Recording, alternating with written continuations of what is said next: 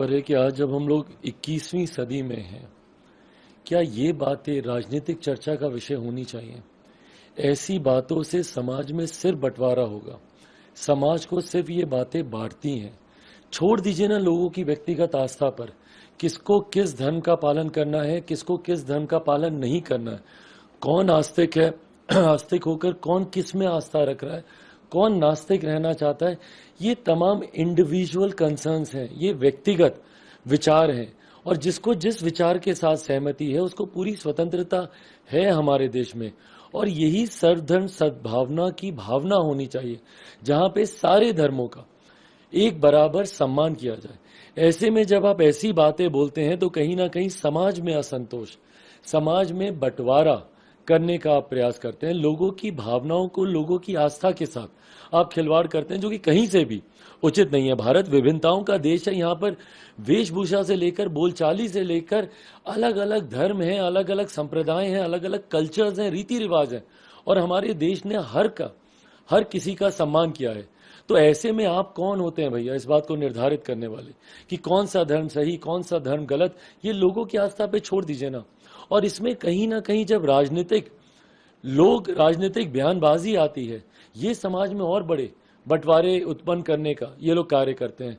किसी राजनेता को क्या जरूरत है किसी की भी आस्था से खिलवाड़ करने की? और उसके बाद ताज्जुब मुझे इस बात का भी होता है इसकी टाइमिंग को लेकर। ये बयान कब आया? ये बयान तब आया जब तीसरी बैठक विपक्ष की हुई। और विपक्ष की बैठकों में, पिछली 3 बैठकों में हम लोगों ने देखा है कि अलग अलग समय पर, क्योंकि इन्होंने कंस्ट्रक्टिव तो कुछ किया नहीं, जो विपक्ष अभी तक एक अपना लोगो तक डिजाइन नहीं कर पाया, तो नीति और नेता चुनना तो बहुत दूर की बात है भाई।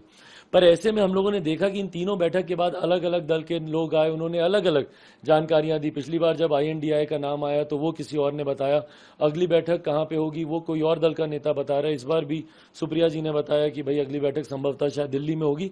तो अलग अलग लोग इस बैठक से जब निकलते हैं तो अलग अलग बयानबाजी करते हैं जो उस बैठक में जो चर्चा होती है।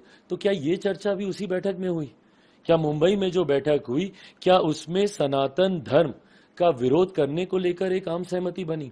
क्या उसमें ये चर्चा की गई कि बाहर जाकर हम लोग सनातन धर्म का हम लोग विरोध करेंगे ताकि इसमें समाज में फिर एक बार विभाजनकारी सोच को बढ़ावा दिया जाए और उसका राजनीतिक लाभ ये तथाकथित जितने विपक्षी दलों का गठबंधन है, जो घमंडिया गठबंधन है, ये लोग उसका लाभ ले सकें? अगर इस सोच के साथ या इस सोच का जन्म अगर उस बैठक में हुआ है तो ये खतरनाक है।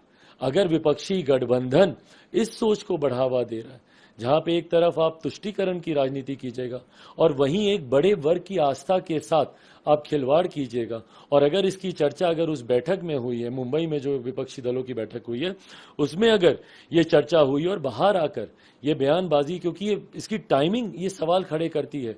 बैठक खत्म हुई, उसके एक दिन के बाद इस तरीके से बयानबाजी आने लग गई, और उसके बाद रह रह के जिस तरीके से समर्थन मिल रहा है, चिदम्बरम साहब के यहाँ से इनको समर्थन मिल रहा है, अभी खड़गे जी जो मंत्री हैं वहां पे प्रियांक खड़गे, उनका जिस तरीके से इन बातों को बल मिल रहा है, तो ये तो कहीं ना कहीं लग रहा है कि भैया संभवतः उस बैठक में ही ये चर्चा हुई हो।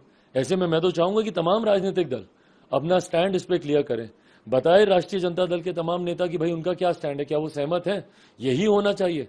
और एक बड़े वर्ग की आस्था के साथ आप लोग खिलवाड़ कीजिएगा ये सारी बातें बोलकर। बताएं मेरे मुख्यमंत्री, जनता दल यूनाइटेड बताएं, उनके राष्ट्रीय अध्यक्ष बताएं कि क्या इन बयान से सहमत हैं, और अगर सहमत नहीं है तो ऐसे बयान का समर्थन जो गाहे